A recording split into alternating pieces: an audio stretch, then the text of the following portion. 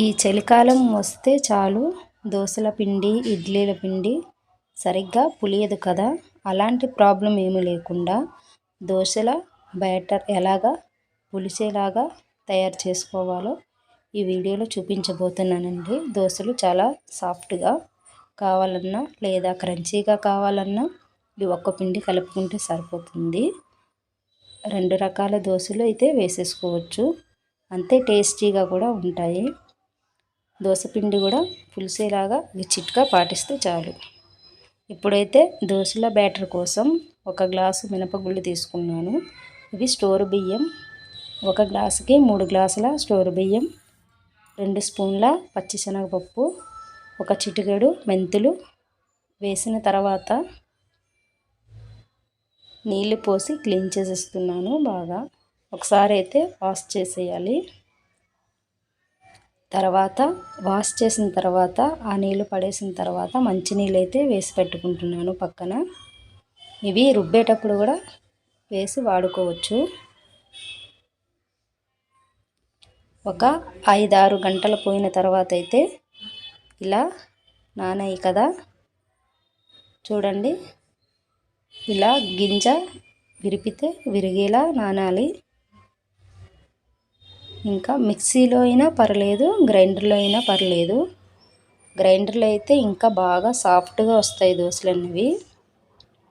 ఇలా దోశల batter creamy structure వచ్చేలా రుబ్బుకోవాలి.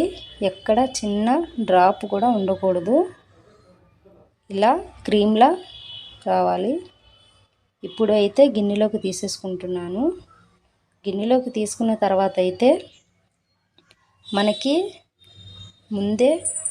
ముందు రోజున కలుపు పెట్టుకున్న ఇడ్లీ పిండి ఉంటుంది కదా, దాన్ని ఒక గరిట దోసల బ్యాటర్లో వేసుకోవాలి. ఇలా వేయడం వల్ల ఫస్టే పులుసు ఉంటుంది కదా ఇడ్లీ పిండి, అది దోశ పిండితో కలిపి రాత్రంతా ఉంచడం వల్ల ఇంకా దోశల బ్యాటర్ అనేది బాగా పులిసి ఉంటుంది. ఉదయానికి అంతే ఫ్లఫీగా కూడా తయారవుతుంది పిండి అనేది. ఉదయాన్నే తీసి ఇంకా దోశ వేసుకోవడమే. చూడండి ఎంత బాగా పులుసు ఉందో ఈ దోశ పిండి. అయితే దీంట్లో మనం వేరే మధ్యాహ్నం అన్నం వేసి రుబ్బుతారు కదా చాలామంది, అలాగే ఏమీ వేయలేదు. అటుకులు వేస్తారు కొంతమంది పులియడానికని, అది వేయలేదు. ఓన్లీ ఒక గరిటెడు ఇడ్లీ పిండి మాత్రమే వేసాము.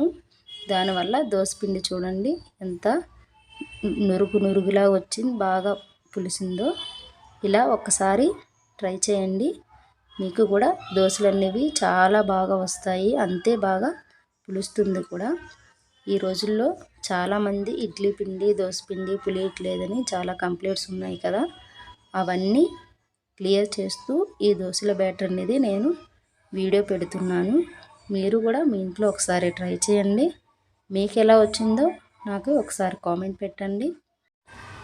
మీకు ఈ వీడియో నచ్చితే వీడియోకి ఒక లైక్ కొట్టండి, ఛానల్ సబ్స్క్రైబ్ చేసుకోండి, గంట సింబల్ మాత్రం కొట్టడం మర్చిపోవద్దండి.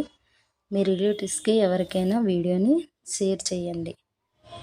మీకు కూడా ఈ వీడియో ఎంతగానో యూజ్ అవుతుందని అనుకుంటున్నాను. మీరు మీ ఇంట్లో ఈ చిట్కాను పాటించైతే నాకు కామెంట్ పెట్టండి.